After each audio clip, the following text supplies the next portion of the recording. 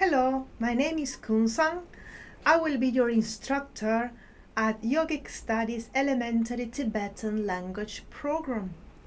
I had the great fortune to attend at a very young age the Traditional Philosophy Studies program in a Tibetan Buddhist monastery in India. There I had the chance to learn the language, and I also had the chance to study all these wonderful texts in Tibetan. So if you're interested in learning Tibetan language, it may be that you're also interested in Tibetan Buddhism. You may actually be a Tibetan Buddhist practitioner yourself. And if that's the case, then learning Tibetan can truly be a transformative experience because you will be able to understand what you're reciting, you will be able to understand all the practice texts, you will be able to understand the sutras and also all the amazing commentaries of the words of the Buddha that are translated into Tibetan or that are composed by Tibetan masters. Tibetan language is truly a treasure because it's a language that was entirely created for the study of Buddha Dharma. In fact, the translation of text from Sanskrit into Tibetan is done so accurately that every single syllable is translated. If you compare an original Sanskrit text and its Tibetan translation, you will notice that there is not even one more or one less syllable than the original language. This is truly, truly amazing. Tibetan translators spent centuries translating all of the available Buddhist texts from Sanskrit into Tibetan, and they created the Tibetan Buddhist canon, which is one of the three most complete Buddhist canons in the world.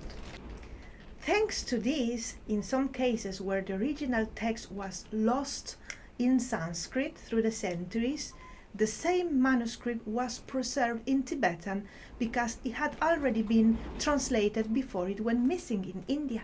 So it's truly amazing. Tibetan is one of the easiest Asian languages to learn, so that's very good news. For example, Chinese and Japanese and Korean, they use these very complex symbols that you have to know very well in order to know just how to pronounce them. In Tibetan, it's different because we have an actual alphabet, 30 letters, and this alphabet derives from the script that was used to write Sanskrit in the 7th century. Tibetan alphabet is a simplified version of Sanskrit alphabet. Tibetan grammar is a simplified version of Sanskrit grammar. For example, in Tibetan language, we have only 4 tenses: past, present, future, and imperative. If we compare this with the amount of tenses that you can find in any other language, then we can really say that in this aspect, Tibetan is easier. Tibetan is also a flexible language. Sometimes some parts of the sentence are absent in Tibetan, like for example, we don't have articles, and some part of the sentence can be a bit too flexible sometimes. And actually this simplicity and flexibility of Tibetan can be sometimes also a challenge. For example, the same word in Tibetan can be a verb, an adjective, or a noun. And to know which one is the case, you have to learn very well all the grammar cases. All right?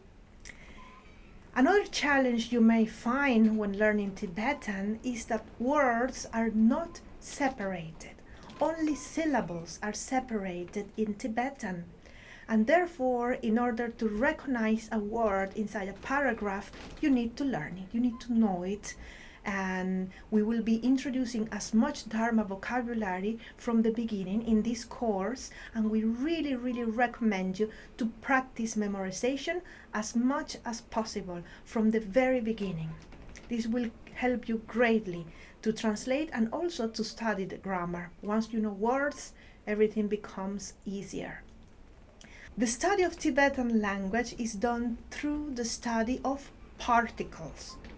Particles are small words that we use to create the different grammar cases.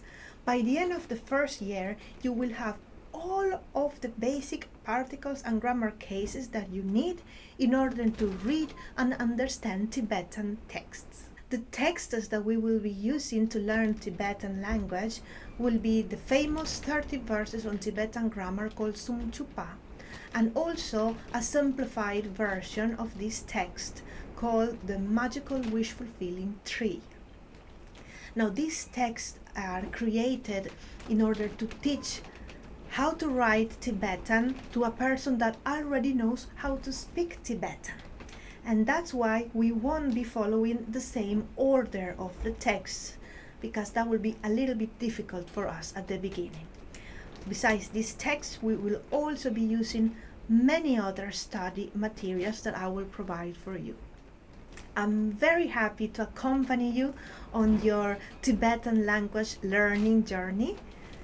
I have no doubt that everything you will learn here will be extremely beneficial, and I'm really looking forward to seeing you in class.